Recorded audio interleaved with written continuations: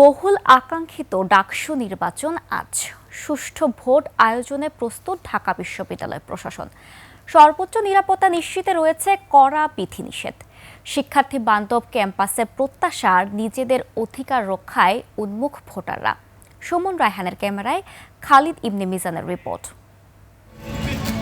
আপনার প্রিয় কাপড়ের যত্নে এলো এনজাইম সমৃদ্ধ Arik silver wash detergent powder 500 গ্রাম মাত্র 70 টাকা। প্রিমার্ক।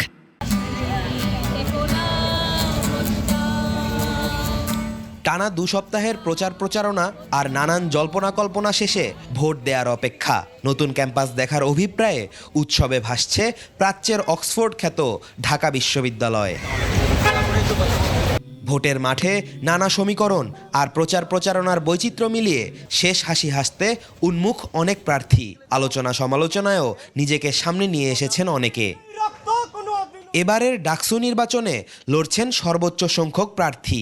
নারী প্রার্থীও অতীতের যে কোনো সময়ের চেয়ে বেশি। ছাত্র সংগঠনগুলো প্যানেল দিলেও স্বতন্ত্র প্রার্থী আগের চেয়ে অনেক বেশি। ডাকসুর 28 পদে 471 প্রার্থীর মধ্যে নারী 62 জন। ভিপি পদে আছেন 5 নারী প্রার্থী।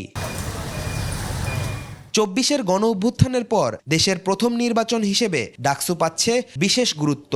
জুলাই অভ্যুত্থানের পর প্রেক্ষাপট পাল্টে যাওয়ায় এবারের নির্বাচন নিয়ে আশাবাদী শিক্ষার্থীরা। ক্যাম্পাসে যেন আর কখনো কোনো অরাজকতা না থাকে, কোনো বৈষম্যমূলক কোনো পরিস্থিতি না আসে, এমন প্রার্থী আমরা চাচ্ছি। আমরা আসলে এমন একজন নেতা চাই যিনি আসলে আমাদের কণ্ঠস্বর হবেন, আমাদের কথাগুলো তার মাধ্যমে প্রতিফলিত হবে। ডাকসুতে এমন প্রতিনিধি আসুক যারা স্টুডেন্টদের ভয়েস হয়ে কথা বলবে। যেটা করছে, যেটা আমরা বলছি, সেটা আমরা পরে যেও সেটা ইমপ্লিমেন্ট করব, সেটাকে আমরা বাস্তবায়িত করব, তাহলে আসলে মনে হয় সেটাই আসলে আমি চাচ্ছি।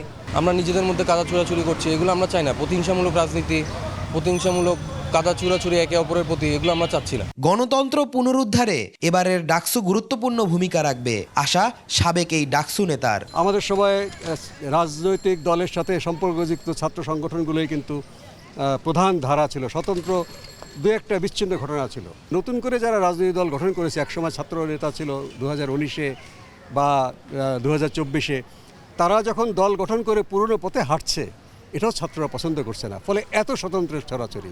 দলীয় লেজুর বৃত্তি ছেড়ে ক্যাম্পাস ভিত্তিক স্বতন্ত্র ছাত্র রাজনীতি গড়ে উঠবে এই নির্বাচনের মধ্য দিয়ে, এমন প্রত্যাশা সবার। খালিদ ইবনে মিজান, 21 টেলিভিশন, ঢাকা।